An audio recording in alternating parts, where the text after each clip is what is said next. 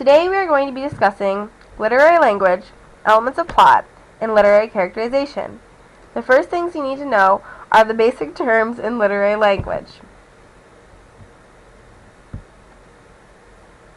So, what is genre? As the textbook puts it, genre is the category of artistic composition, as in music or literature, characterized by similarities in form, style, or subject. Can anyone put that in a simpler way? It's basically the type of book you're reading. Good. It can also expand beyond just books, too. It is any type of literature you read. For example, poems, short stories, novels, nonfiction, myths, and plays are all different genres of literature. Next, we're going to tackle theme. So what is theme? It's what the author is writing about.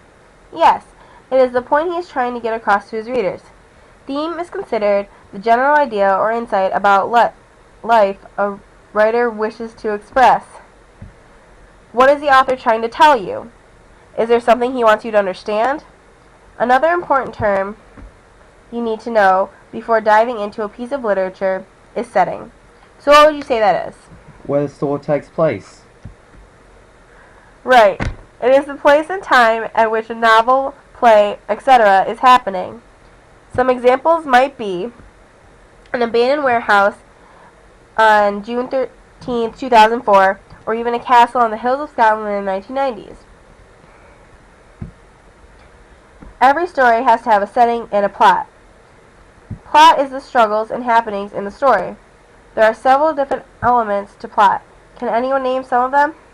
I know there has to be a conflict in a plot and a resolution. Good. Other plot elements include foreshadowing, suspense, exposition, rising action, and climax.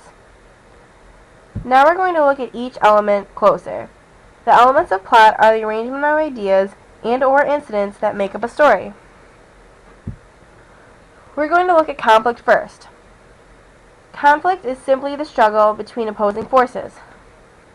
Conflict can be external, meaning conflicts can take place between two people, man versus man, someone outbraving the elements, man versus nature, or internal, when a character is dealing with a conflict within himself, man versus himself.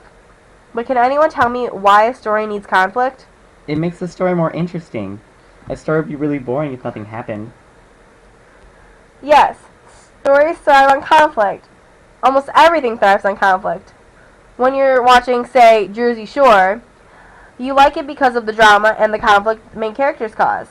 There would be no show or plot without it.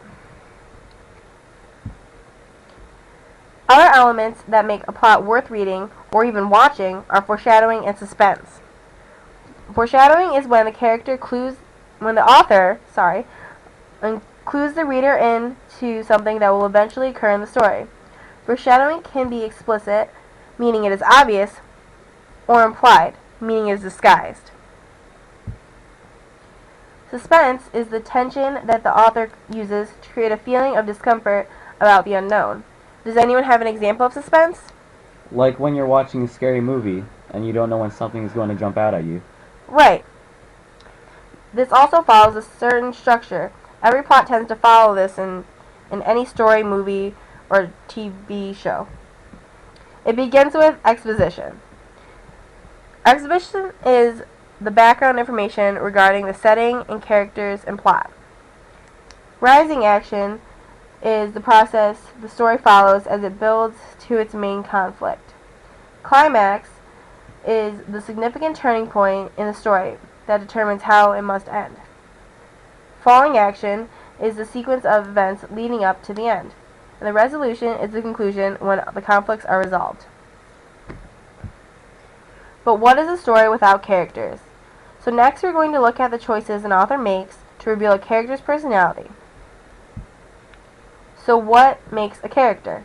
Someone who catches your attention and that I can relate to. And that happens to be an author's main goal when creating his characters. An author wants the readers to invest something in the character. He does this through appearance, actions, thoughts, voices, and creating reactions that the reader can empathize with, meaning that they can relate to them. Now that we have characters, who is actually telling the story? The narrator is the person, or the voice telling the story. The different kinds of narrators come down to the points of view. Can anyone name the 4 types of point of view? First person and third person. Good. Those are just the first 2. First person means the one telling the story is involved in the story, or a character in the story. It means the author itself is a character. Third person point of view means the one telling the story is only a witness of the story. The persona is not involved in the actual plot. Omniscient point of view means the reader knows everything about the story. Everything is revealed to the reader, but not to the characters. Limited omniscient point of view is when the reader does not know everything. There are hidden parts of the story that the reader doesn't know.